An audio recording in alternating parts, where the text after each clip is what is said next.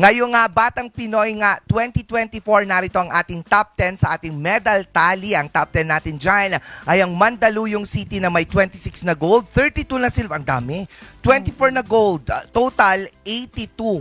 Top 10 Gold, pa lang silver, yan. at saka bronze yan ha, mga ka-MB. Ang ating top 9 naman ay nasa Nakay, Iloilo Province. Gold 27, 16 silver at 12 na bronze. For a total of 55 na medals.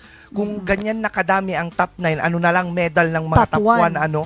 Top 8 naman natin napunta sa probinsya ng, City pala, ng Makati with a total of 67 medals. May 27 gold, 23 silver sila at 17 na bronze. Dami.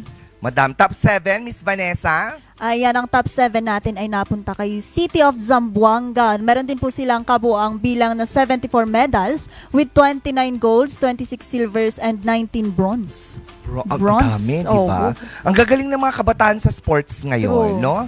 Very sports-minded ang mga bata. City of Cebu with a total of 118 na medals. May 35 gold sila, 40 silver, and 43 bronze. 118. 180 top ng 7, dami. top 6 pa lang yan. Ayan, top ang 5 top natin. 5, City of General Santos. Uy, 106 na medals yan. 36 gold, 30 silver, and 40 bronze. Ayun. Grabe. Next, ang ang top 5 na, Baguio kaya? Feeling ko nasa ano yan? Nasa mataas yan. Ang top 4 natin? Ang top 4 natin ay kay City of Davao. Meron po silang 120 total ng medals with 39 gold, 44 silvers, and 37 bronze. Bronze. So, City of Davao. Top 3, ayan na. Ayan ang ating top 3. City of Quezon with a total of 167 medals, 59 gold, 55 silver, at 53 na bronze. Ang dami ng golds nila, 59. Ayan, exciting na ang ating top 2. City of Baguio na to. Baguio. Ayan, with a total of 253 na medals with 92 gold, 72 silver, and 89 bronze. Wow. Sino kayang top 1? 300 plus siguro ito. Malay mo, 500.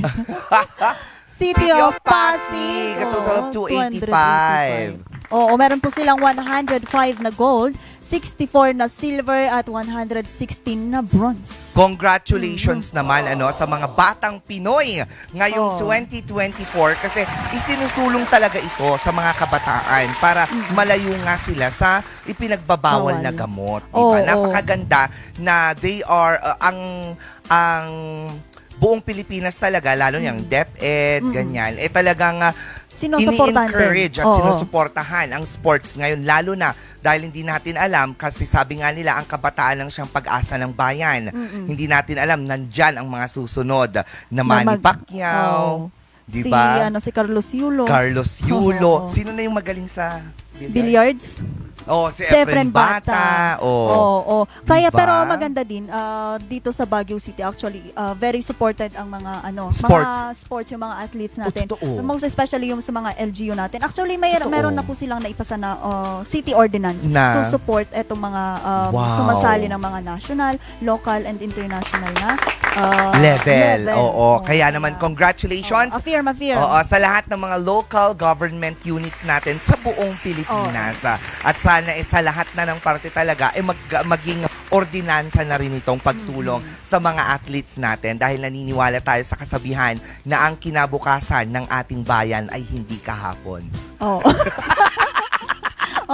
Karagdagang kaalaman na naman mga ka-MB. Salamat po. Ang mga kasabihan ni Miss Bea. Gawa ka na ng libro mo. Totoo. May constabulary ka na. Gawin ko ng libro yung mga kasabihan ko. Ang kasabihan ni Miss Bea. MB. Mga kasabihan ni Bea. Maganda nga yan siya. Pero ito